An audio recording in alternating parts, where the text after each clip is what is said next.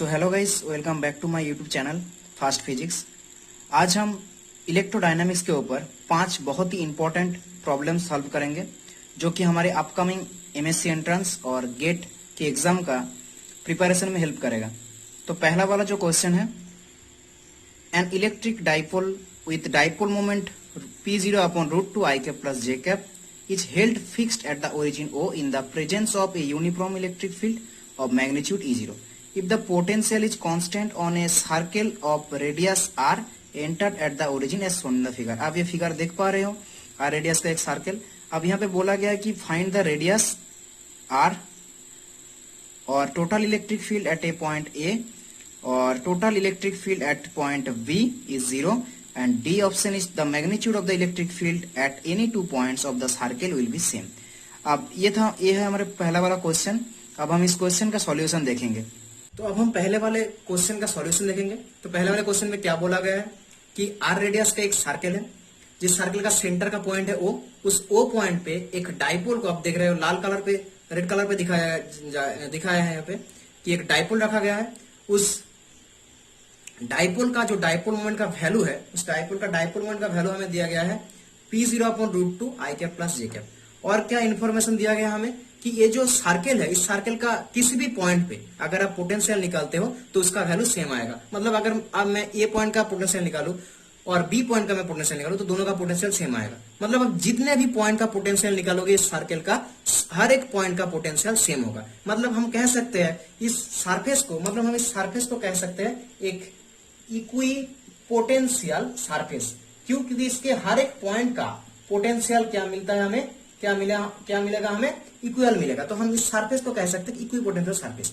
और equi potential surface का main property होता है, अगर आप उस सरफेस का किसी भी कोई भी एक पॉइंट से इलेक्ट्रिक फील्ड लाइन, अगर हम कोई भी एक पॉइंट से इलेक्ट्रिक फील्ड लाइन हम ड्रॉ करते हैं तो वो इलेक्ट्रिक फील्ड लाइन उस सरफेस के साथ परपेंडिकुलर होता है या आप कह सकते हो नॉर्मल होता है। कोई भी अगर आप किसी भी पॉइंट से इलेक्ट्रिक फील्ड यहाँ से इलेक्ट्रिक फील्ड लाइन हम ड्रॉ करते हैं तो उस इलेक्ट्रिक फील्ड लाइन उस सरफेस के साथ क्या होता है, परपेंडिकुलर होता है, या आप कह सकते हो नॉर्मल टू द सरफेस। ठीक है। अब हमें ऑप्शन को, अब हमें जो ऑप्शन दिया गया है उस ऑप्शन से ऑप्शन दिया गया हमें ए पॉइंट का इलेक्ट्रिक फील्ड निकालो, बी पॉइंट का इलेक्ट्रिक फील्ड निकालो और रेडियस आर के वैल्यू। तो हम एक एक करके निकालेंगे। तो पहले देखो, हम ए पॉइंट का नेट इलेक्ट्रिक फील्ड निकालते हैं, ए पॉइंट का इलेक्ट्रिक फील्ड निकालते हैं पहले। तो ये हमारा डाइपोल है, इस डाइपोल को मैं यहाँ पे ड्रॉ करूंगा। तो ये हो गया हमारा माइनस क्यू चार्ज और ये है हमारा प्लस क्यू चार्ज। और ये पॉइंट क्या है, इस पिक्चर को ही मैं ड्रॉ कर रहा हूं यहाँ पे। और ये क्या है, इस पॉइंट पे ए है। सेंटर से इस ए पॉइंट का डिस्टेंस, सेंटर से इस ए पॉइंट का डिस्टेंस कितना है, देख सकते हो आप, सेंटर से ए पॉइंट का डिस्टेंस कितना है, आर है। तो हमें हमें इस डाइपोल के लिए ए पॉइंट पे क्या निकालना है, इलेक्ट्रिक फील्ड। और अगर हम ध्यान से देखेंगे तो ए पॉइंट इस डाइपोल का ही एक्सिस पॉइंट है, मतलब इसके एक्सिस पे ही ए पॉइंट प्रेजेंट है। मतलब ये अगर आप ध्यान से देखेंगे तो ए पॉइंट इस डाइपोल का एक्सिस का ही कोई एक पॉइंट है। और हम कैलकुलेशन कर चुके हैं क्लास 12 पे, dipole moment due to dipole moment, उसके एक्सिस पे डाइपोल मोमेंट का कोई भी एक्सिस में अगर कोई पॉइंट है, उस पॉइंट के लिए इलेक्ट्रिक फील्ड का वैल्यू हम कैलकुलेशन कर चुके हैं। अगर मैं थोड़ा सा यहाँ पे याद दिला देता हूँ कि हमने कैसे किया था कैलकुलेशन। इस माइनस क्यू चार्ज के लिए इलेक्ट्रिक फील्ड का डायरेक्शन इस डायरेक्शन में होगा, हम मान लेते हैं U1। और इस प्लस क्यू चार्ज के लिए इलेक्ट्रिक फील्ड का डायरेक्शन इस डायरेक्शन में होगा। तो नेट इलेक्ट्रिक फील्ड का डायरेक्शन कौन सी डायरेक्शन होगा, इस डायरेक्शन पे, क्योंकि E2 बड़ा है यहाँ पे। तो हमें क्या कैलकुलेशन करना है, नेट इलेक्ट्रिक फील्ड इस पॉइंट पे, मतलब होगा E2 माइनस U1। कितना आता था, 2kp vector dipole moment vector upon centre से इस पॉइंट का डिस्टेंस, मतलब r3। तो ए पॉइंट पे हम इलेक्ट्रिक फील्ड का वैल्यू लिखेंगे यहाँ पे U1 इक्वल्स टू, मैं U1 लिखता हूँ क्योंकि E2 का बी पॉइंट पे भी इलेक्ट्रिक फील्ड निकालना है, जिसको मैं E2 नाम दूंगा। तो U1 पे इलेक्ट्रिक फील्ड क्या होता है, यहाँ पे क्या होगा, 2kp अपॉन r3। और इसका डायरेक्शन कौन सी डायरेक्शन में, देखो इस डायरेक्शन पे, मतलब इस डायरेक्शन पे होगा U1 का डायरेक्शन। इलेक्ट्रिक फील्ड का वैल्यू और डायरेक्शन किस डायरेक्शन है, इस डायरेक्शन पे, नेट इलेक्ट्रिक फील्ड का डायरेक्शन पे हो गया। और हम बी पॉइंट पे इलेक्ट्रिक फील्ड निकालेंगे, उसके बाद हम बी पॉइंट पे इलेक्ट्रिक फील्ड निकालेंगे। देखो अगर हम बी पॉइंट पे इलेक्ट्रिक, तो ये है हमारे पास डाइपोल, ये माइनस क्यू चार्ज, ये प्लस क्यू चार्ज, ये होता है हमारा सेंटर। और बी पॉइंट यहां पे है। अगर हम ध्यान से देखेंगे तो बी पॉइंट परपेंडिकुलर है इस डाइपोल के साथ। बी पॉइंट कैसे है? Perpendicular to this dipole, perpendicular to this dipole. तो इस परपेंडिकुलर पॉइंट के लिए हमें इलेक्ट्रिक फील्ड निकालना होगा ड्यू टू दिस डाइपोल। ये कैलकुलेशन भी हमने क्लास 12 पे किया था। मैं थोड़ा सा यहां पे भी याद दिला दो आपको। इस चार्ज के लिए इस पॉइंट पे इलेक्ट्रिक फील्ड इस डायरेक्शन पे U1, मान लो इस पॉइंट के लिए इस चार्ज के लिए इस पॉइंट पे इलेक्ट्रिक फील्ड E2, फिर नेट इलेक्ट्रिक फील्ड इस पॉइंट पे होगा, इस डायरेक्शन पे होगा नेट इलेक्ट्रिक फील्ड। तो ये एंगल थीटा, तो ये एंगल भी थीटा, ये एंगल भी थीटा, तो ये एंगल भी थीटा। फिर हम क्या करते थे, यहाँ पे होता है U1 cos थीटा, यहाँ पे क्या होगा U1 cos थीटा, और यहाँ पे होता है E2 cos थीटा। फिर हम नेट इलेक्ट्रिक फील्ड निकालते हैं, कितना होता है E1 cos theta plus E2 cos theta, क्योंकि साइन थीटा कैंसिल हो जाता। तो नेट इलेक्ट्रिक फील्ड हमें वैल्यू कितना मिलता है, के पी वेक्टर अपॉन सेंटर से इस पॉइंट का, देखो सेंटर से इस पॉइंट का डिस्टेंस कितना है, बी पॉइंट का, तो आर क्यूब, इसको मैं E2 नाम दूंगा, E2 इलेक्ट्रिक फील्ड। तो बी पॉइंट पे electric field E2 equals to कितना होगा, K P vector upon r cube. B point का electric field K P vector upon r cube. ये कैलकुलेशन हमने क्लास 12 पे किया था, मैं फिर से थोड़ा सा यहाँ पे याद दिला दिया आपको, और यहाँ पे भी कैलकुलेशन हमने क्लास 12 पे किया था, मैं थोड़ा सा यहाँ पे याद दिला दिया आपको। तो बी पॉइंट पे इलेक्ट्रिक फील्ड हमें मिल गया, और डायरेक्शन किस डायरेक्शन में होगा, देखो डायरेक्शन किस डायरेक्शन में है, ये हमारा बी पॉइंट है, डायरेक्शन इस डायरेक्शन पे, मतलब इस डायरेक्शन को आप देख सकते हो, इस तरह होगा इसका डायरेक्शन, इस तरह होगा हमारा डायरेक्शन बी पॉइंट का इलेक्ट्रिक फील्ड का डायरेक्शन। अब देखो यहाँ पे हम पी वेक्टर का वैल्यू पुट कर सकते हैं। पी वेक्टर का वैल्यू क्या दिया गया है, P0 अपॉन रूट 2 आई कैप प्लस जे कैप। अगर हम इस पी वेक्टर का मैग्नीट्यूड ले तो क्या होगा, P0 अपॉन रूट 2, और यहाँ पे आई का कंपोनेंट 1 स्क्वायर प्लस 1 स्क्वायर, सो P0 अपॉन रूट 2, और इन दोनों को अगर हम ऐड करें तो रूट टू कैंसिल, तो P0 होगा। तो हम पी वेक्टर के रिप्लेस करके पी वेक्टर को हम लिख सकते हैं 2k P0 upon r cube, और यहाँ पे E2 क्या लिख सकते हैं, के P0 अपॉन आर क्यूब। अब देखो यहाँ पे मैं इसको इरेज करता हूं। अब देखो बी ए पॉइंट पे इलेक्ट्रिक फील्ड का डायरेक्शन कौन सी डायरेक्शन पे है, normal to the surface. A point पे इलेक्ट्रिक फील्ड इस सरफेस साथ क्या है, नॉर्मल है, आप कह सकते हो परपेंडिकुलर है।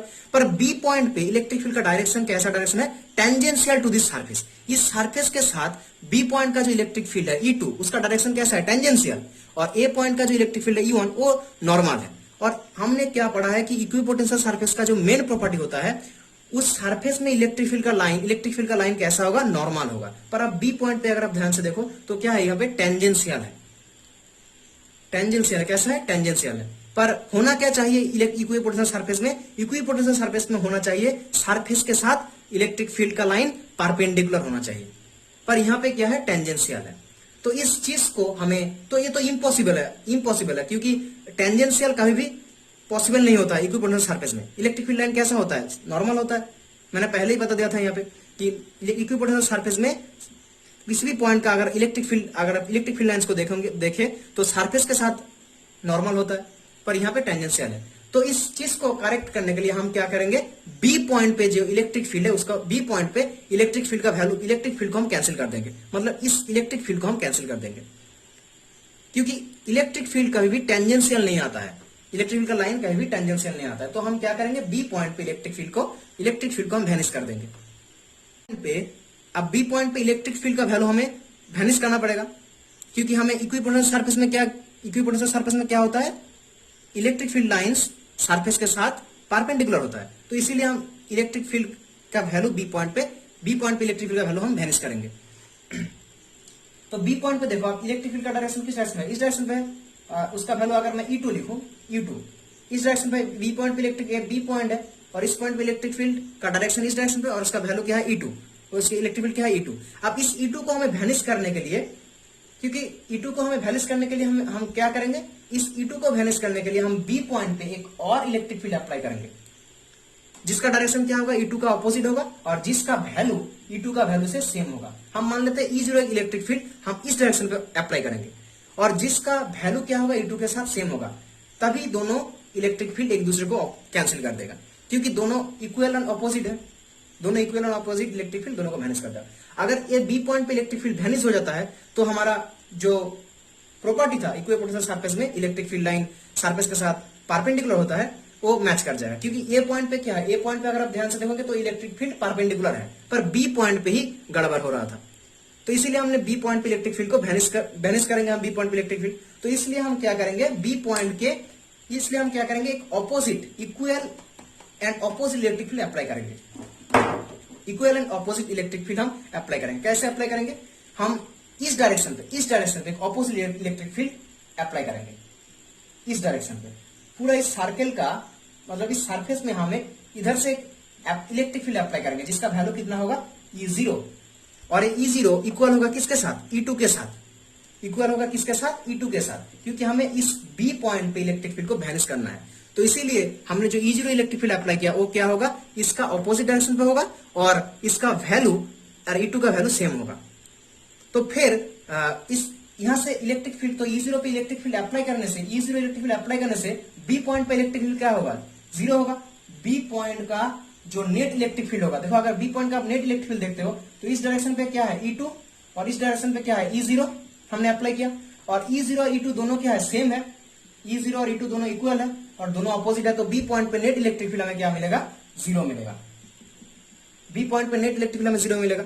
और यहां से देखो हम ये कह सकते हैं कि E0 इक्वल्स टू E2, तो E2 का वैल्यू क्या है, के P0 अपॉन R क्यूब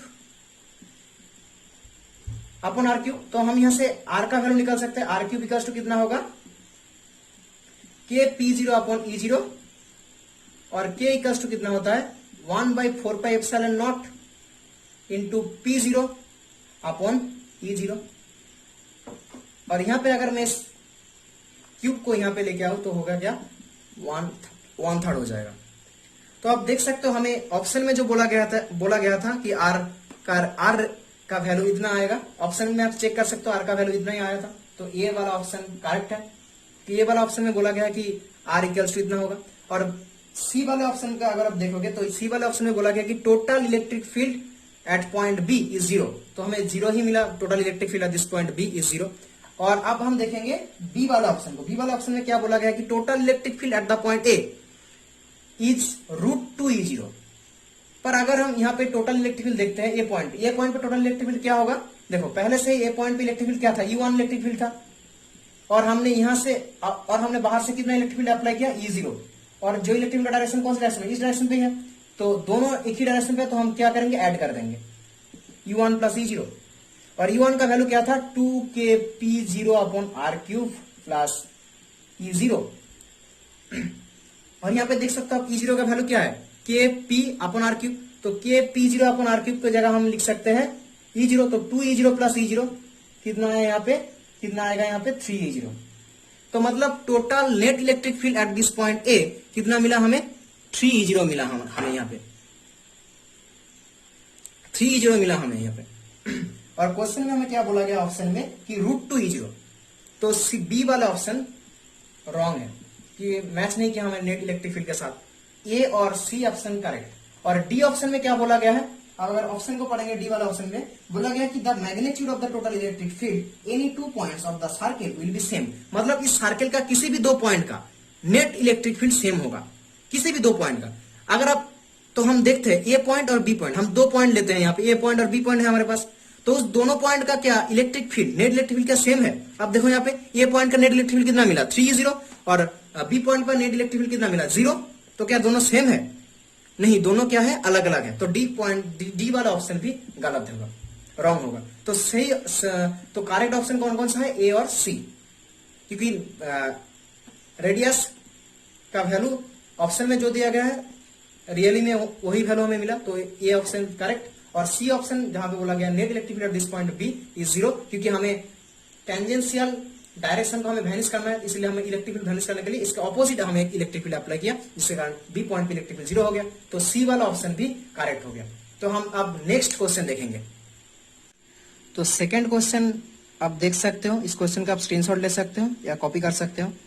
तो सेकंड क्वेश्चन क्या है कि consider an annular region in free space containing a uniform magnetic field in the z direction represented by the shaded region in the figure. A particle having charge q and mass m starts from point P in the x direction with constant speed v if the radius of a inner and outer circles A and B the minimum magnetic field required the particle returns to the inner circle is.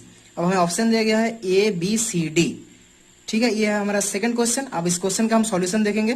तो second question पे हमें क्या बोला गया है कि एक annular circular region है। अब देख पा रहे हो एक दो सर्कल है, जिस सर्कल का इनर सर्कल का जो पहला वाला सर्कल है वो इनर सर्कल है जिसका रेडियस है ए रेडियस, और आउटर सर्कल जो देख रहे हो उसका रेडियस है बी रेडियस। एक्सिस है सर्कल का एक्स और वाई। और बोला गया कि जो शेडेड रीजन है, इस रीजन की बात किया, इस शेडेड रीजन पे मैग्नेटिक फील्ड अप्लाई किया है, यूनिफॉर्म मैग्नेटिक फील्ड। ये जो रीजन आप देख रहे हो इस रीजन को शेडेड रीजन कहा गया है यहाँ पे क्वेश्चन पे, और उस रीजन पे मैग्नेटिक फील्ड अप्लाई किया है, यूनिफॉर्म मैग्नेटिक फील्ड अप्लाई किया गया है जिसका वैल्यू है बी वेक्टर।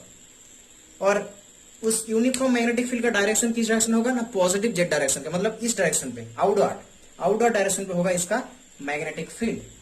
और क्या बोला गया कि यहाँ पे आप देख रहे हो पी एक पॉइंट है, जिस पी पॉइंट का लोकेशन क्या है A00, मतलब इनर सर्कल पे एक पॉइंट है पी पॉइंट, जिस पॉइंट पे एक पार्टिकल है जिसका चार्ज बोला गया है कैपिटल क्यू, जिसका मास हमें दिया गया है स्मॉल m, और जो कि v वेलोसिटी से x डायरेक्शन की तरफ मूव कर रहा है, x डायरेक्शन की तरफ, मतलब इस डायरेक्शन पे पॉजिटिव x डायरेक्शन पे मूव कर रहा है v वेलोसिटी से।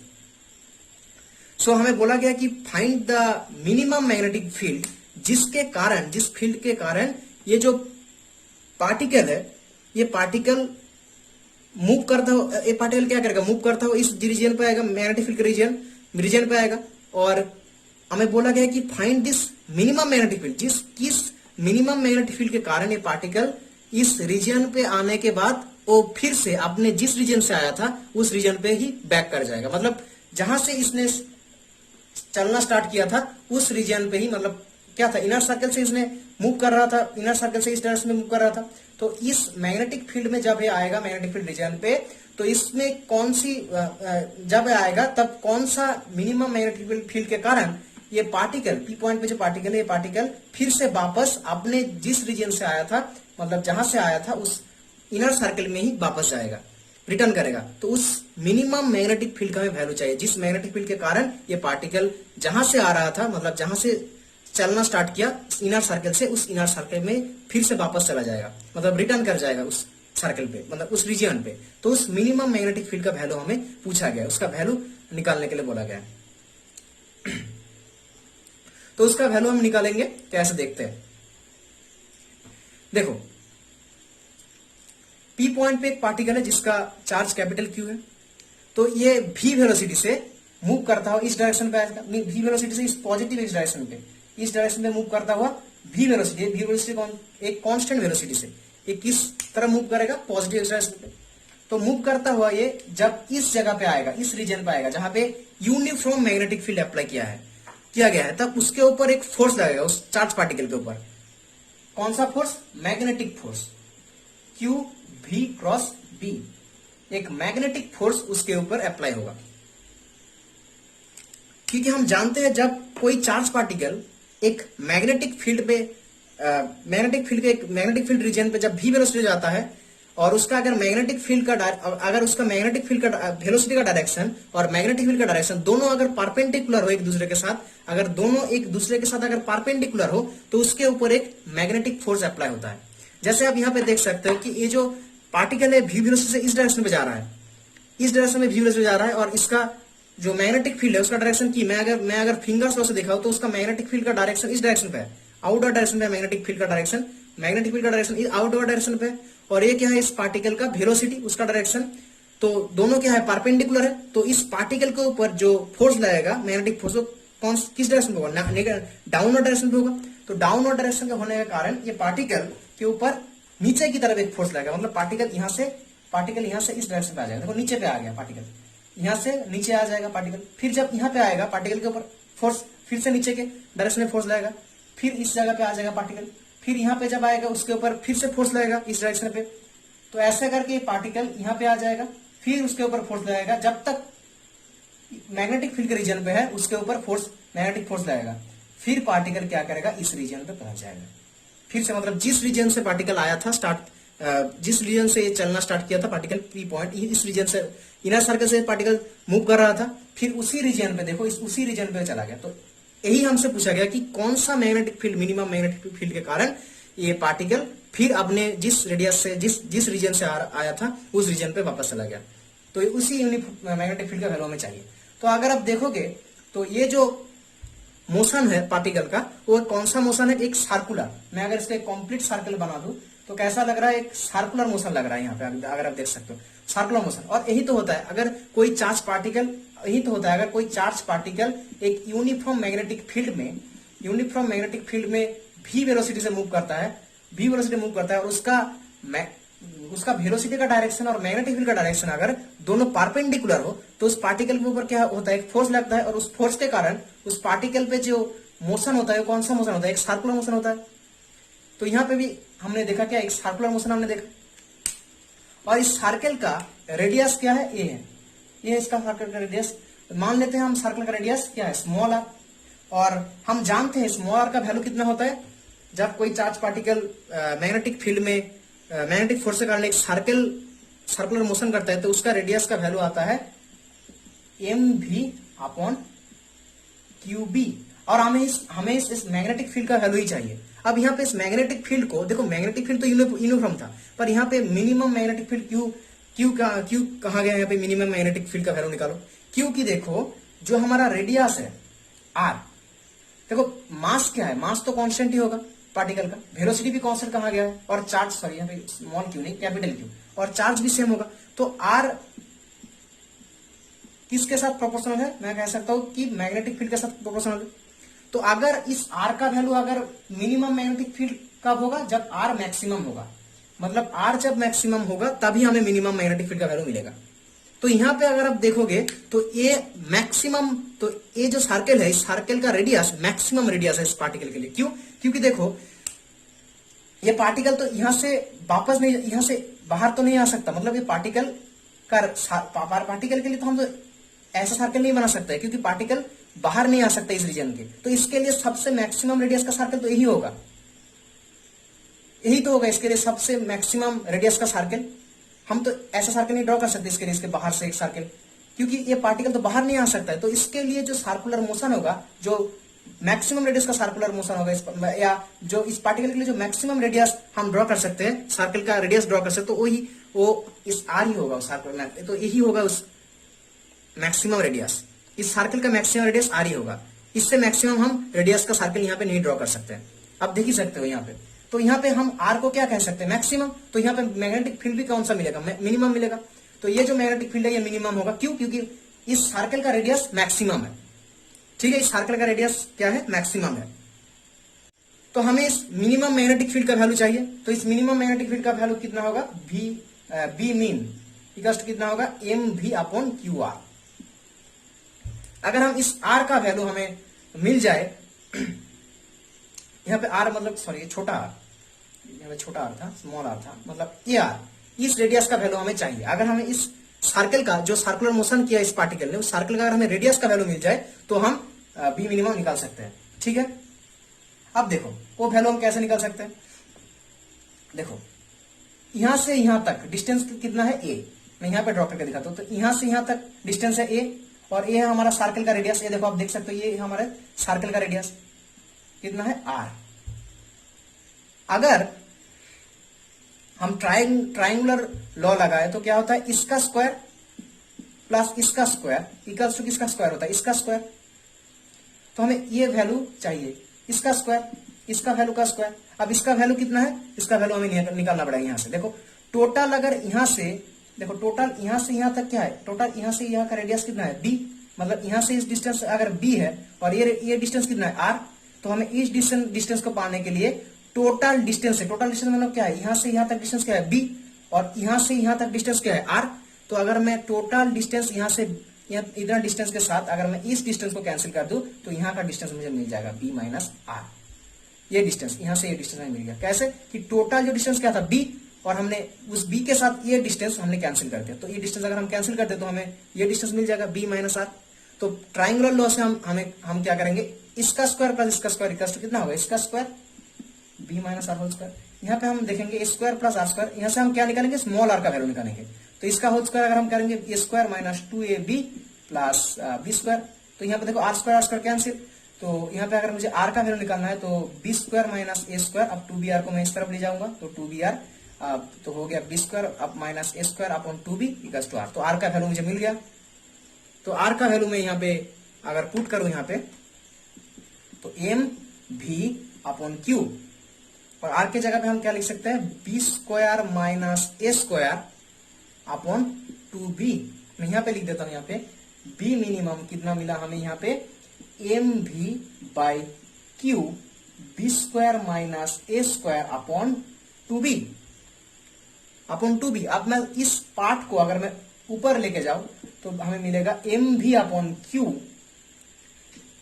B square minus A square upon 2b whole inverse, यही मिलेगा। तो यही मिनिमम मैग्नेटिक फील्ड हमें पूछा गया था कि find the minimum magnetic field, जिसके कारण पार्टिकल जिस रीजन से आया था, मूव करता हुआ जिस रीजन से आया था उसी रीजन में वापस चला जाएगा।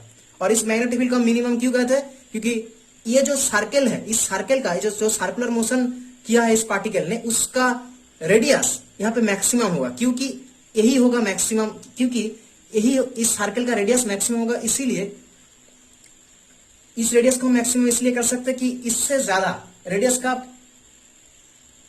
सर्कल इस पार्टिकल के लिए आप नहीं बना सकते हो। यहाँ पे देखो, इसके बाहर आप कोई सर्कल नहीं बना सकते, यही होगा इसका मैक्सिमम रेडियस। तो रेडियस अगर मैक्सिमम होता है तो मैग्नेटिक फील्ड क्या होता है, क्या हो जाएगा, यहाँ पे मिनिमम हो जाएगा। ठीक है, तो कौन सा ऑप्शन के साथ मैच किया, यहाँ पे आप ऑप्शंस को देख सकते हो, बी वाला ऑप्शन के साथ मैच किया यहाँ पे, और बी वाला ऑप्शन यहाँ पे करेक्ट है। और ये क्वेश्चन जस्ट जैम 2020 में पूछा गया था, जैम 2020 में। उम्मीद है आपको ये क्वेश्चन का सॉल्यूशन समझ में आ गया होगा। तो अब हम नेक्स्ट क्वेश्चन की तरफ आगे बढ़ेंगे। तो अब हम नंबर 3 क्वेश्चन देखेंगे। A circular insulated copper wire loop is twisted to from two loops of area A and 2A as shown in figure. The entire loops lies in plane of the paper. A uniform magnetic field B points into the plane of the paper at t equals to 0. The loop starts rotating about the common diameter as axis with a constant angular velocity omega in the magnetic field. Which of the following options are correct?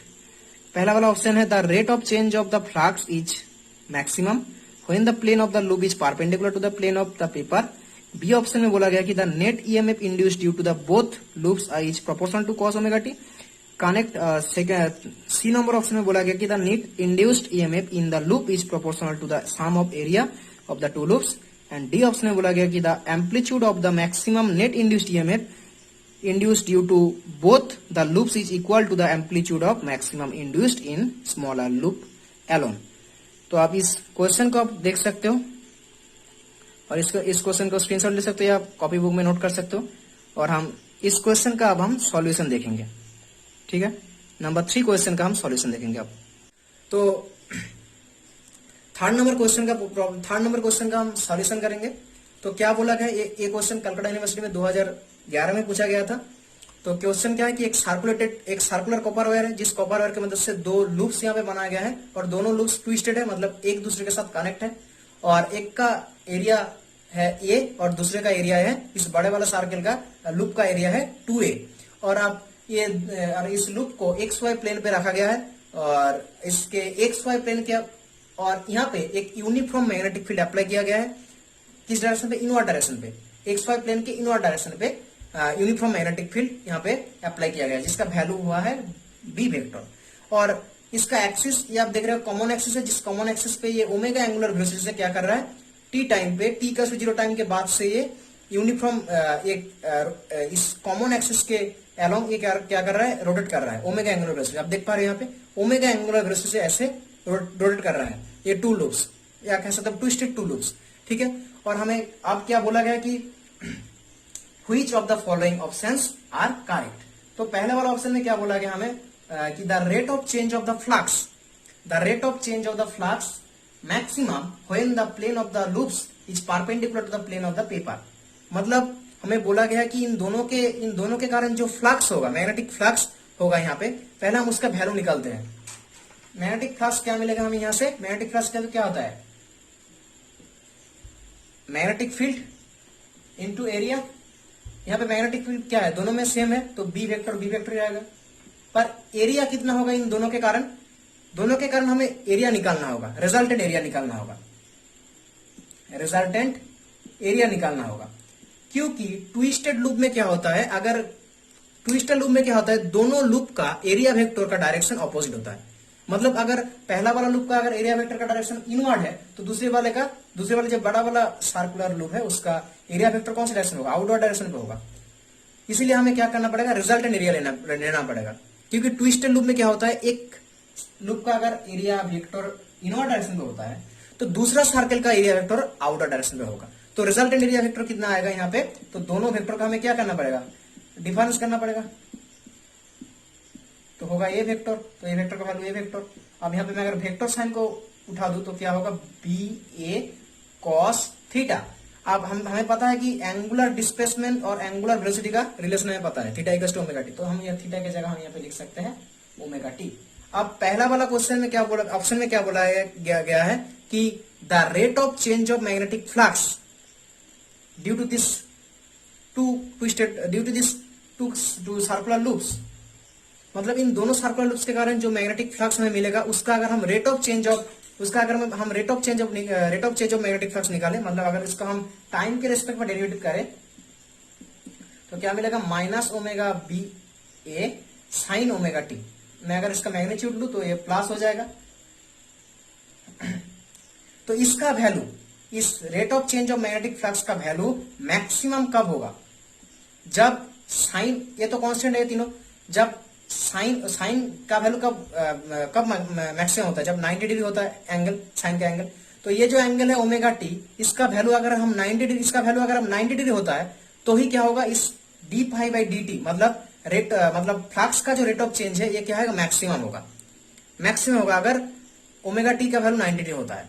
इसका मतलब अगर ये दो circular loops अपने plane के साथ 90 degree कैसे रहे, 90 डिग्री रहे, मतलब ऐसा एक्स वाई प्लेन के साथ अगर ये दोनों लूप्स प्लेन के साथ परपेंडिकुलर रहे, 90 डिग्री एंगल पे रहे, अगर ऐसे रहे 90 डिग्री, मान लो ऐसे अगर 90 डिग्री पे रहते हैं तो ही rate of change of this magnetic flux maximum होगा। ये ऑप्शन का हमें यही बोला गया है। तो सच है, अगर ओमेगा टी का वैल्यू 90 डिग्री आता है, मतलब अगर ये दोनों सर्कुलर लूप अपने प्लेन के साथ 90 डिग्री एंगल पे रहता है, तभी क्या होगा, ये rate of change of magnetic flux, इन दोनों के कारण जो मैग्नेटिक फ्लक्स का चेंज होगा उसका वैल्यू मैक्सिमम आएगा। ठीक है, तो ए वाला ऑप्शन करेक्ट हमने देखा। अब हम देखेंगे बी वाला ऑप्शन में। बी वाला ऑप्शन में क्या बोला गया कि the net EMF induced due to both the loops. इन दोनों के कारण जो नेट इंड्यूस्ड ईएमएफ इंड्यूस्ड होगा उसका वैल्यू वो प्रोपोर्शनल होगा कॉस ओमेगा टी के साथ, कॉस ओमेगा टी के साथ। देखो हमने क्या निकाला, इन दोनों के कारण d phi by D t निकाला था दोनों के कारण, और नेट इंड्यूस्ड ईएमएफ दोनों के कारण हमने क्या निकाला था, D phi by D T. और net induced EMF E equals to कितना होता है, D phi by D t.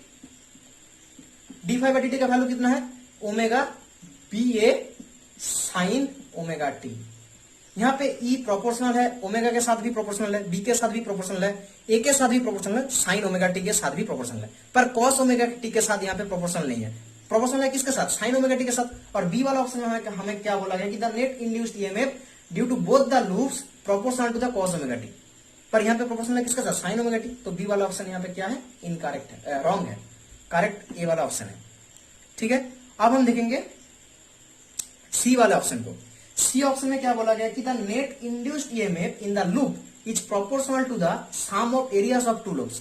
मतलब देखो यहाँ पे जो नेट इंड्यूस्ड ईएमएफ मिला है हमें दोनों लूप्स के कारण, वहां पे ये प्रोपोर्शनल है किसके साथ, बी के साथ भी प्रोपोर्शनल है और ए के साथ भी प्रोपोर्शनल है, ये ठीक है। पर यहाँ पे बोला गया कि the sum of the areas, ये एरिया क्या दोनों लूप्स का एरिया का सम है। मतलब ये जो ये हमें मिला है ये क्या दोनों लूप्स का एरिया को ऐड करके हमें मिला है, सम करके मिला है, नहीं, दोनों लूप्स का एरिया को माइनस करके, आप कह सकते हो डिफरेंस करके हमें मिला है। तो यहाँ पे क्या बोला गया, पर बी सी ऑप्शन में क्या बोला गया, सम ऑफ द एरियाज, मतलब दोनों का एरिया ऐड करके हमें ये का वैल्यू मिला। पर हमें यहाँ पे दोनों का वैल्यू क्या करके, डिफरेंस करके मिला, क्योंकि ट्विस्टेड लूप्स में क्या होता है, दोनों का डायरेक्शन अलग अलग होता है, दोनों का एरिया वेक्टर का डायरेक्शन अलग अलग होता है। तो सी ऑप्शन इनकरेक्ट है, सी ऑप्शन रॉन्ग है। और हम आप देखेंगे डी ऑप्शन। डी वाला ऑप्शन को हम सॉल्व करेंगे। तो देखो डी ऑप्शन में हमें क्या बोला गया है कि अगर इन दोनों के कारण जो नेट इंड्यूस्ड ईएमएफ इंड्यूस्ड हुआ है उसका वैल्यू कितना है। देखो नेट इंड्यूस्ड ईएमएफ जो उसका वैल्यू होगा ये omega B A sine omega T. इसका मैक्सिमम वैल्यू मतलब इसका वैल्यू कब मैक्सिमम होगा, इसका मैक्सिमम वैल्यू मतलब ओमेगा टी हमें क्या लेना पड़ेगा 90 डिग्री। इसका वैल्यू कब मैक्सिमम होगा, अगर ओमेगा टी 90 डिग्री होगा तो साइन 90 डिग्री का मान क्या है 1, तो ओमेगा बी। इसका मैक्सिमम ई का मैक्सिमम वैल्यू क्या होगा, ई ओमेगा बी ए।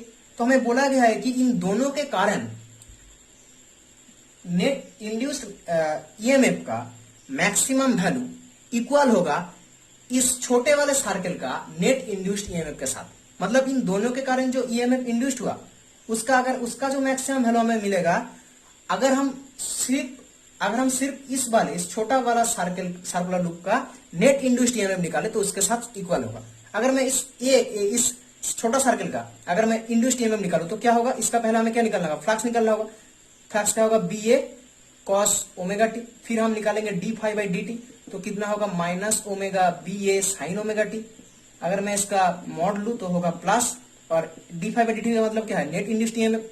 तो ओमेगा तो d phi by D t हमें क्या मिलेगा यहाँ पे ओमेगा, अगर मैं मॉड लू इसका तो plus omega B A sine omega t. अब d phi by D T का मतलब क्या होता है, नेट इंड्यूस्ड ईएमएफ, तो उसका वैल्यू भी क्या आएगा omega B A sine omega t. तो इसका वैल्यू मैक्सिमम कब होगा, मतलब ई मैक्स कब होगा ना, जब ओमेगा टी का वैल्यू 90 डिग्री होगा। तो अगर इसका वैल्यू हम 90 डिग्री लिखेंगे, इसका वैल्यू जब 90 डिग्री होगा तो साइन 90 डिग्री मान कब होगा, साइन 90 डिग्री मान क्या होता है 1 होता है। तो यहाँ पे हम 90 डिग्री पुट करेंगे तो इसका वैल्यू मैक्सिमम होगा ओमेगा बी ए। तो देखो दोनों लूप्स के कारण जो नेट इंड्यूस्ड ईएमएफ जो ईएमएफ इंड्यूस्ड हुआ दोनों सर्कुलर लूप के कारण जो नेट ईएमएफ इंड्यूस्ड हुआ उसका मैक्सिमम, अगर हम उसका मैक्सिमम वैल्यू निकाले तो कितना आया ओमेगा बी ए, और ये इक्वल होगा इन पहले वाले सर्कल का, पहले वाले ए वेक्टर का, ए एरिया का पहले वाले सर्कल का नेट इंड्यूस्ड ईएमएफ का मैक्सिमम वैल्यू के साथ। समझ में आ गया यहाँ पे डी ऑप्शन, तो डी ऑप्शन करेक्ट है। दोनों के वजह से हमने जो नेट इंड्यूस्ड ईएमएफ निकाला यहाँ पे उसका मैक्सिमम वैल्यू जितना आया, सिर्फ पहले वाला सर्कल का नेट इंड्यूस्ड ईएमएफ का अगर मैं मैक्सिमम वैल्यू निकालूं तो सेम ही आएगा। यही बोला गया था मैं डी ऑप्शन के, तो यही मैच किया, दोनों मैच किया, तो डी ऑप्शन सही था और ए और डी ऑप्शन सही था। यहाँ पे बी और सी ऑप्शन दोनों इनकरेक्ट था, क्योंकि इंड्यूस्ड ईएमएफ यहाँ पे साइन ओमेगा टी के साथ प्रोपोर्शनल था, वहां पे बोला गया था बी ऑप्शन में कॉस ओमेगा टी के साथ, और यहाँ पे जो ए के साथ प्रोपोर्शनल है, ये क्या है रिजल्टेंट, मतलब दोनों का डिफरेंस करके मिला है, दोनों का डिफरेंस करके हमें यहाँ पे ए मिला है। और वहां पे क्या बोला गया सी ऑप्शन के सम ऑफ द एरियाज, तो सी भी गलत हो गया, तो ए और डी दोनों सही है यहाँ पे। ये कलकत्ता यूनिवर्सिटी 2011 में पूछा गया था क्वेश्चन को। तो अब हम 4 नंबर क्वेश्चन को देखेंगे। क्वेश्चन में क्या बोला गया कि एक ring of radius 0.5 metre has a gap of 0.002 pi metre if the ring only carries a charge of 1 coulomb distributed uniformly along it then the electric field at the centre of the ring is. Option दिया गया है A B C D, ये है figure है यहाँ पे। आप इस क्वेश्चन का स्क्रीनशॉट ले सकते हो या नोटबुक पे कॉपी कर सकते हो। तो चलो अब हम इस प्रॉब्लम का सॉल्यूशन देखते हैं। तो अब हम 4th नंबर क्वेश्चन का सॉल्यूशन देखेंगे, जिसमें बोला गया है कि 0.5 रेडियस का एक सर्कुलर रिंग है, जिस रिंग का जो रिंग क्यू चार्ज को कैरी कर रहा है, जिसका वैल्यू हमें दिया गया है 1 कूलम, और ये चार्ज यूनिफॉर्मली डिस्ट्रीब्यूटेड है इसके यूनिफॉर्मली डिस्ट्रीब्यूटेड अलोंग इट। और इस रिंग पे आप एक गैप देख पा रहे हो, उस गैप का लेंथ भी हमें दिया गया है 0.002 पाई मीटर का गैप। हमें पूछा गया कि find the electric field at this point O due to this gap या ड्यू टू दिस लेंथ। इस लेंथ के कारण इस पॉइंट पे इलेक्ट्रिक फील्ड पूछा गया है। तो हम निकालेंगे ऑप्शन, कौन सा ऑप्शन यहाँ पे करेक्ट होगा वो भी हम देखेंगे। तो देखो पहले जब ये रिंग एक कंप्लीट रिंग था, मतलब जब कोई भी पार्ट, जब ये 0.002 पाई मीटर का लेंथ हमने यहाँ से नहीं काटा था, तब क्या था, एक कंप्लीट रिंग था यहाँ पे, और इस कंप्लीट रिंग में 1 कूलम चार्ज यूनिफॉर्मली डिस्ट्रीब्यूटेड था। 1 कूलम चार्ज कैसा था? यूनिफॉर्मली डिस्ट्रीब्यूटेड था। तब हमें अगर इस सिचुएशन पे, और इसका इस सर्कुलर रिंग का रेडियस कितना था? 0.5, इसका ओरिजिन का सेंटर का पॉइंट ओ। तो अब इस सिचुएशन पे जब लेंथ 0.02 पाई मीटर का लेंथ नहीं काटा था, तब ये क्या था? एक कंप्लीट सर्कुलर रिंग था। इस सिचुएशन में अगर हमें ओ पॉइंट पे इलेक्ट्रिक फील्ड निकालने के लिए बोला जाता तो ओ पॉइंट का इलेक्ट्रिक फील्ड कितना आता? 0 आता। क्योंकि अगर मैं इस चार्ज के लिए इस पॉइंट पे इलेक्ट्रिक फील्ड निकालूं तो उसका डायरेक्शन किस डायरेक्शन होगा? इस डायरेक्शन पे। और ऐसे ही अगर मैं इस चार्ज के लिए, यहाँ पे अगर कोई चार्ज होगा, इसके चार्ज के लिए अगर मैं यहाँ पे इलेक्ट्रिक फील्ड निकालूं तो उसका डायरेक्शन किस डायरेक्शन में होगा? इस डायरेक्शन पे। और दोनों का वैल्यू क्या होगा? सेम होगा, और दोनों एक दूसरे का क्या करेगा? कैंसिल करेगा। फिर से अगर मैं इस चार्ज के लिए निकालूं तो इसका इलेक्ट्रिक फील्ड का डायरेक्शन इस डायरेक्शन में होगा, और इस चार्ज के लिए अगर मैं निकालूं तो इस डायरेक्शन पे होगा। मतलब सारे चार्ज के कारण एक इलेक्ट्रिक फील्ड जो होगा वो एक दूसरे को क्या करेगा? कैंसिल करेगा। तो मतलब इसलिए हमें नेट इलेक्ट्रिक फील्ड कितना मिलेगा? 0 मिलेगा। पर यहाँ पे क्वेश्चन में क्या बोला गया है कि ये जो सर्कुलर रिंग है, इस सर्कुलर रिंग का 0.002 मीटर लेंथ को काटा गया। मतलब इस रिंग का अगर आप देखोगे तो ये वाला पार्ट, अगर हम देखेंगे तो ये वाला पार्ट 0.002 पाई मीटर, ये वाला पार्ट को काटा गया। अगर मैं यहाँ पे दिखाऊं तो ये वाला पार्ट को यहाँ पे काटा गया। मान लो ये लेंथ कितना है? 0.002 पाई मीटर लेंथ, जो लेंथ यहाँ पे काटा गया है। तो हमें बोला गया इसके कारण, इस लेंथ के कारण इस पॉइंट पे, इस लेंथ के कारण इस पॉइंट पे, तो जब ये कंप्लीट सर्कल था तब कितना डिस्टेंस था? इससे यहाँ पर डिस्टेंस r था। तो मतलब इससे r डिस्टेंस पे हमें क्या बोला गया है कि इलेक्ट्रिक फील्ड निकालो। तो इलेक्ट्रिक फील्ड कितना होता है यहाँ पे? r डिस्टेंस की दूरी पर इलेक्ट्रिक फील्ड का k q अपॉन क्या होता है? r square. अब देखो यहाँ पे देखो ये जो लेंथ है ये बहुत छोटा लेंथ है।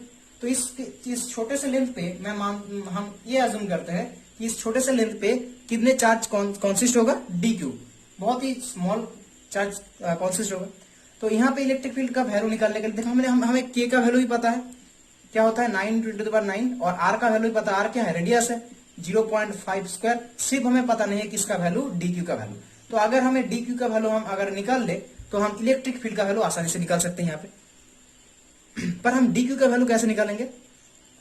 तो पहले देखो, जब ये एक कंप्लीट सर्कल था, जब हमने ये पार्ट को काटा नहीं था, 0.002 पाई मीटर लेंथ का पार्ट हमने काटा नहीं था, तब ये क्या था? एक पूरा सर्कल था, और इस सर्कल में 1 coulomb charge q charge distributed था, यूनिफॉर्मली डिस्ट्रीब्यूटेड। तो यहाँ पे अगर मैं इस सर्कल के लिए चार्ज डेंसिटी निकालूं, चार्ज डेंसिटी मतलब अगर मैं चार्ज डेंसिटी कितना होगा? लैम्डा होगा। 1 डायमेंशन सर्कुलर रिंग के लिए कितना होगा? लैम्डा होगा। तो लैम्डा इक्वल्स टू कितना होगा? चार्ज, टोटल चार्ज अपॉन क्या होगा? इसका टोटल लेंथ, मतलब 2 पाई r, इस r रेडियस होगा। इसका मतलब क्या है? इसका मतलब है इस सर्कल का कोई भी पार्ट का चार्ज डेंसिटी लैम्डा होगा। अगर मान लो मैं इस सर्कल का, मतलब अगर मैं मान लो इस सर्कल का मैं इस वाले पार्ट को काटता हूं, मतलब ये पार्ट को अगर काटता हूं, या आप इस वाले पार्ट को अगर आप काट दो यहां से, या ये वाले पार्ट अगर आप काट दो, तो उन सारे पार्ट का, ये हमने यहाँ पे ये वाला पार्ट को काटा है, ये वाला पार्ट को काटा है यहाँ पे, तो इन सारे पार्ट का लेंथ कितना होगा? या इन सारे पार्ट का सॉरी इस सारे लेंथ का चार्ज डेंसिटी कितना होगा? लैम्डा ही होगा। इन सारे पार्ट का, अगर मान लो यहाँ पे भी कोई पार्ट हम यहाँ पे काट कर देते हैं, तो इसका भी इस पार्ट का, जो पार्ट हमने यहाँ पे काट किया, आप कह सकते हो कि जो लेंथ हमने यहाँ पे काट किया, उसका भी चार्ज डेंसिटी कितना होगा? लैम्डा होगा। क्योंकि हमने ये जो पार्ट काट किया है, ये जो पार्ट, या आप कह सकते हो ये जो पोर्शन, या आप कह सकते हो ये जो लेंथ हमने इस सर्कल से हमने काट किया है, हमने जो ये लेंथ काट किया है वो कहां से काट किया? इस सर्कल से ही हमने काट किया, और इस सर्कल का चार्ज डेंसिटी कितना है? लैम्डा। तो इन सारे लेंथ का भी, जो लेंथ हमने यहाँ से इस सर्कल से काटा है, उन सारे लेंथ का चार्ज डेंसिटी भी कितना होगा? लैम्डा होगा। तो मतलब तो इसका मतलब ये जो 0.002 मीटर 2 पाई मीटर का जो हमने लेंथ यहां से काट किया, उस लेंथ का भी चार्ज डेंसिटी अगर मैं निकालूं तो क्या होगा? लैम्डा ही होगा उसका चार्ज डेंसिटी, क्योंकि ये जो पार्ट हमने काटा था वो इस सर्कल से ही हमने काटा है। तो इस सर्कल का चार्ज डेंसिटी कितना है? लैम्डा। हर एक पार्ट के लिए सेम ही होगा, हर एक पार्ट, इस पार्ट के लिए भी लैम्डा, इस वाले पार्ट के लिए भी लैम्डा, इन सारे पार्ट को ऐड करके तो हमें इसका चार्ज डेंसिटी मिलेगा। और इसका चार्ज डेंसिटी अगर लैम्डा होता है तो इस सारे पार्ट का भी चार्ज डेंसिटी कितना होगा, लैम्डा होगा, सेम ही होगा। तो इसका इस लेंथ के लिए जो पार्ट हमने काटा है यहाँ पे 0.002 पाई मीटर का, तो उसका लेंथ उसके लिए हम क्या निकालेंगे, इस ये वाला लेंथ 0.002 पाई मीटर, इसके लिए हम चार्ज डेंसिटी निकालेंगे। क्या होगा चार्ज डेंसिटी, चार्ज मान लेते हैं हम dq चार्ज कॉन्सिस्ट है अपॉन लेंथ, इसका लेंथ कितना है स्मॉल एल मान लेते हैं। और इस इक्वेशन को, ये बड़े वाला सर्कल का जो इक्वेशन है लैम्डा चार्ज डेंसिटी, इसको मैं 1 नंबर इक्वेशन देता हूं, और उस लेंथ का मैं इक्वेशन क्या देता हूं 2 नंबर इक्वेशन। अब दोनों इक्वेशन को देखो लेफ्ट हैंड साइड सेम है, तो दोनों का राइट हैंड साइड भी सेम हो जाएगा। तो क्या मिलेगा हमें यहाँ पे q upon 2 pi r equals to dq upon l, छोटा लेंथ। अब हमें यहां से क्या चाहिए, dq चाहिए, तो dq इक्वल्स टू कितना मिलेगा हमें यहाँ पे देखो q into l upon 2 pi r। ठीक है, अब यहाँ पे मैं q के वैल्यू पुट करूंगा, यहाँ पे q के वैल्यू कितना है 1 है 1, और लेंथ है यहाँ पे 0.002 पाई, और यहाँ पे 2 पाई r का वैल्यू है 0.5। ये अगर हम कैलकुलेशन करते हैं कैलकुलेटर में तो हमें मिलेगा, इस वैल्यू को अगर हम कैलकुलेशन करते हैं तो मिलेगा यहाँ पे 2 इंटू 10 टू द पावर -3, कितना मिलेगा यहाँ पे 2 into 10 to the power -3 metre. तो इस वैल्यू को जब हम कैलकुलेशन करेंगे कैलकुलेटर में कितना आएगा 2 into 10 to the power -3 coulomb आएगा। तो dq का वैल्यू कितना आया 2 इंटू 10 टू द पावर -3। अब देखो इस dq का वैल्यू मैं यहाँ पे पुट करूंगा, इस जगह पे पुट करूंगा 9 into 10 to the power 9 into dq upon 0.5 square, तो इस जगह पे मैं पुट करूंगा यहाँ पे। तो मैं इस पार्ट को मैं यहाँ पे इरेज कर रहा हूं। तो इलेक्ट्रिक फील्ड क्या मिलेगा हमें यहाँ पे E इक्वल्स टू देखो 9 into 10 to the power 9 into dq का वैल्यू हमें मिला क्या 2 into 10 to the power -3, 2 into 10 to the power -3 coulomb upon 0.5 square, कितना आएगा यहाँ पे 72000000, मतलब 7.2 into 10 to the power 7 electric field newton per coulomb. अगर आप ऑप्शन को चेक करेंगे तो ए वाला ऑप्शन करेक्ट होगा। ये था हमारा 4th क्वेश्चन का सॉल्यूशन। अब हम नेक्स्ट क्वेश्चन की तरफ आगे बढ़ेंगे। उम्मीद है आपको ये क्वेश्चन का सॉल्यूशन समझ में आ गया होगा। तो अब हम 5 नंबर क्वेश्चन का क्वेश्चन देखेंगे, जो कि आज का लेक्चर का लास्ट क्वेश्चन है।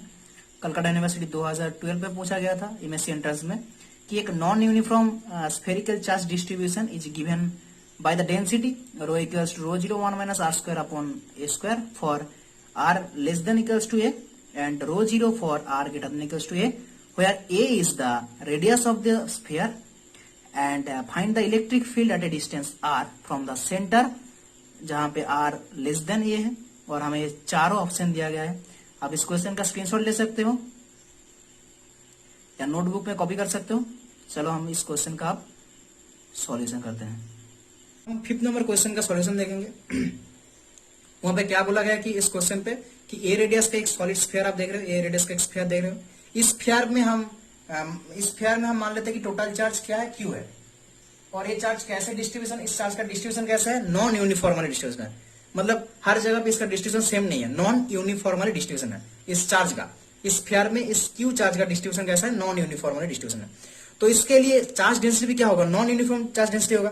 तो वैल्यू भी दिया गया हमें क्वेश्चन में rho equals to rho 0 1 minus r square upon a square. ये वैल्यू तब यूज करेंगे जब r यहाँ पे जो स्मॉल r है ये a से छोटा होगा, तब ही हम इस वैल्यू को यहाँ पे लिखेंगे। इस वैल्यू को हम यूज कर सकते, नहीं तो अगर r का वैल्यू अदरवाइज r का वैल्यू ग्रेटर देन ये होता है तब रो का वैल्यू कितना होगा, 0 होगा। अब यहाँ पे तो जो रो का वैल्यू दिया गया है, इस रो क्या है, नॉन यूनिफॉर्म है। मतलब अगर मैं r का वैल्यू जितना चेंज करता हूं उतना ही रो का वैल्यू भी चेंज होगा, क्योंकि हर जगह तो यूनिफॉर्मली डिस्ट्रीब्यूशन नहीं है चार्ज का। तो चार्ज डेंसिटी का भी डिस्ट्रीब्यूशन, चार्ज डेंसिटी का भी वैल्यू कितना आएगा, नॉन यूनिफॉर्मली हर जगह अलग अलग आएगा। अब हमें क्या बोला गया है कि r रेडियस में, सेंटर से r रेडियस में या r डिस्टेंस की दूर पर कोई भी एक पॉइंट पे इलेक्ट्रिक फील्ड हमें पूछा गया है।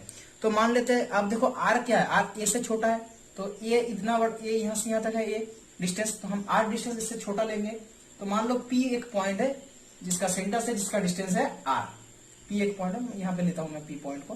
तो सेंटर से एक पॉइंट है P, जिसका डिस्टेंस कितना है सेंटर से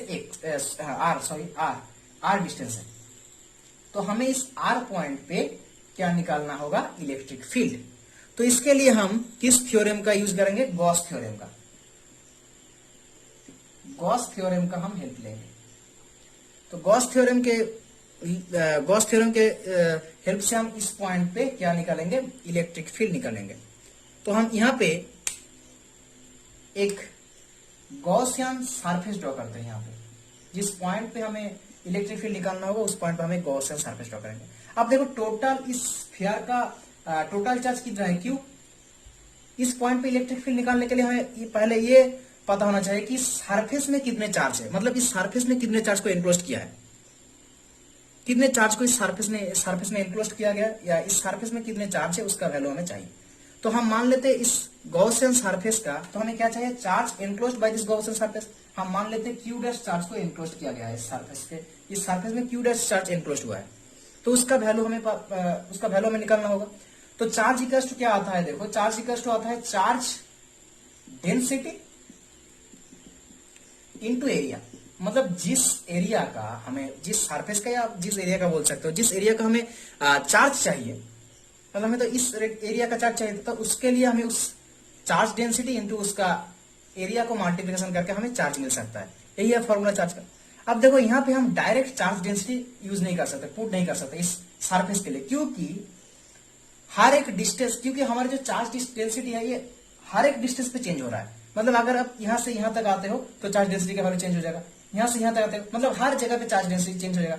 तो यहां से यहां तक चार्ज डेंसिटी का वैल्यू हम डायरेक्ट ये पुट नहीं कर सकते हैं। तो इसके लिए हम क्या करेंगे, इसके लिए मैं अगर इसके लिए हम एक छोटा सा सरफेस लेंगे इस रेडियस में, आर रेडियस। मैं इस पिक्चर को यहां पे ड्रॉ करूंगा। देखो ये हमारे गॉसियन सरफेस है जिसका रेडियस है आर। अब यहाँ पे टोटल, यहाँ पे चार्ज निकालने के लिए हम डायरेक्ट चार्ज डेंसिटी नहीं निकाल सकते, नहीं लिख सकते यहाँ पे, क्योंकि यहां से यहां तक हर डिस्टेंस में जितने डिस्टेंस होंगे सब डिस्टेंस में इस रो का वैल्यू चेंज होता जाएगा। तो हमें इस रेडियस में, मतलब यहां से आर डिस्टेंस की दूरी पर कितने चार्ज डेंसिटी का वैल्यू क्या आएगा, ये हम डायरेक्ट नहीं लिख सकते हैं, बता नहीं सकते, क्योंकि हर जगह पे क्या हो रहा है, चार्ज डेंसिटी का वैल्यू चेंज हो रहा है। तो इसीलिए हम एक छोटा सा डिस्टेंस लेते हैं, एक्स, मान लो एक्स डिस्टेंस पे एक सरफेस लेते हैं, उसके लिए हम चार्ज निकालते हैं। हम मान लेते हैं उसके चार्ज कितना है, उसमें चार्ज है डी क्यू डैश, छोटा सा सरफेस, उसके लिए चार्ज निकालेंगे हम। तो इसके सरफेस में चार्ज निकालने के लिए हमें क्या चाहिए, इसके चार्ज डेंसिटी। तो चार्ज डेंसिटी यहाँ पे कितना होगा, रो 0 1 माइनस आर का वैल्यू कितना होगा, यहाँ पे सरफेस का रेडियस कितना है, एक्स। तो एक्स स्क्वायर, अब ये क्या है, सॉलिड स्फीयर का इनटू इसका एरिया, तो कितना होगा 4 पाई, एक्स रेडियस का सरफेस है, इसका एरिया कितना होगा 4 पाई एक्स स्क्वायर इनटू डीएक्स। अब हम क्या निकाल सकते हैं, अब हम टोटल चार्ज निकाल सकते हैं आर रेडियस के लिए। अब इस बड़े वाला जो सरफेस है आर रेडियस, उसके लिए अब हम निकाल सकते हैं चार्ज डेंसिटी। कैसे निकालेंगे, इस डी क्यू डैश को हम क्या करेंगे, इंटीग्रेट करेंगे। कहां से कहां तक, यहां से यहां तक। मान लो एक्स का सबसे मिनिमम वैल्यू कितना होगा 0 यहाँ पे, और एक्स का सबसे मैक्सिमम वैल्यू, मतलब हम इस सरफेस पे, एक्स जो सरफेस है इसका मैक्सिमम कितना छोटा कर सकते हैं, 0 तक, इस पॉइंट तक छोटा कर सकते हैं। और कितना बढ़ा सकते हैं, आर रेडियस तक बढ़ा सकते हैं। तो हम इसका इंटीग्रेशन करेंगे 0 to r, तो हमें क्यू मिल जाएगा, सॉरी क्यू डैश मिल जाएगा। तो कितना होगा इंटीग्रेशन करने से, तो देखो 4 पाई रो 0 यहाँ से निकल जाएगा, 4 पाई रो 0, यहाँ पे 0 to r इंटीग्रेशन करेंगे हम, और बचा क्या रहेगा एक्स स्क्वायर, यहाँ पे इसके साथ इसका मल्टीप्लिकेशन इसका होगा x 4 upon x square into D x, तो 0 to r। अगर मैं ये वैल्यू को पुट करता हूँ तो 4 पाई रो 0, इसके इंटीग्रेशन करने से कितना आएगा आर क्यू अपॉन 3। मैं डायरेक्ट वैल्यू पुट कर रहा हूँ यहाँ से, और यहाँ पे आएगा आर 5 अपॉन 5 ए स्क्वायर। तो क्यू डैश का वैल्यू आया यहाँ पे कितना आया हमारे पास, 4 pi rho 0 R cube upon 3 minus R to the power 5 upon 5 A square. अब हमें इस आर रेडियस में जो पी पॉइंट है, इस पी पॉइंट पे हमें क्या निकालना होगा, इलेक्ट्रिक फील्ड निकालना होगा। इलेक्ट्रिक फील्ड कितना होगा इस पी पॉइंट पे, इलेक्ट्रिक फील्ड कितना होगा ना। तो आप यहाँ पे क्यू डैश का वैल्यू यहाँ पे लिख सकते हो। अब मैं इस पार्ट को इरेज करूंगा। यहाँ पे देखो इस पॉइंट पे हमें क्या चाहिए, इस पी पॉइंट पे हमें क्या चाहिए, इलेक्ट्रिक फील्ड का वैल्यू चाहिए। तो अकॉर्डिंग टू गॉस थ्योरम क्या होता है, close integration S E vector dot DS equals to Q, charge enclosed by this surface. तो ई वेक्टर तो यहाँ पे कांस्टेंट और डीएस कितना होगा इस सरफेस का 4 पाई आर स्क्वायर, और क्यू डैश कितना मिला यहाँ पे देखो 4 pi rho 0 R cube upon 3 minus R 5 upon 5 A square upon epsilon naught, epsilon naught. अब यहाँ पे देखो इसको मैं इरेज करता हूं।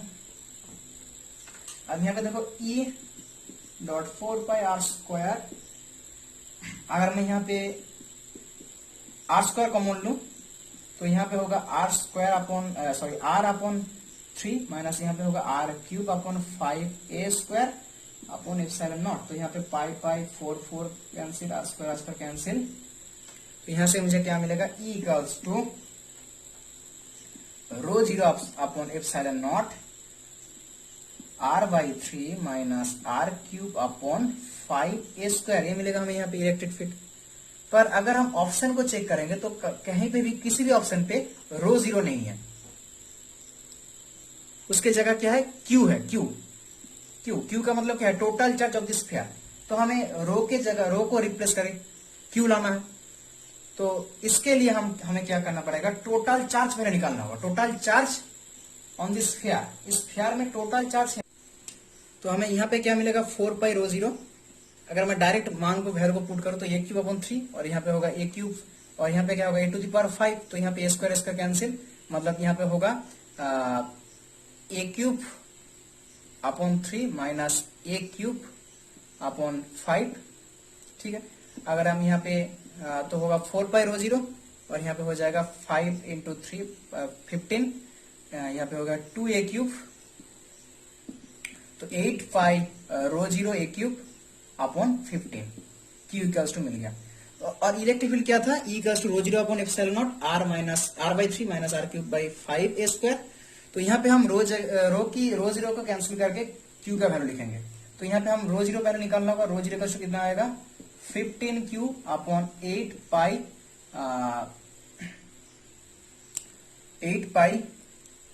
ए क्यूब, कितना होगा यहाँ पे 8 पाई ए क्यूब।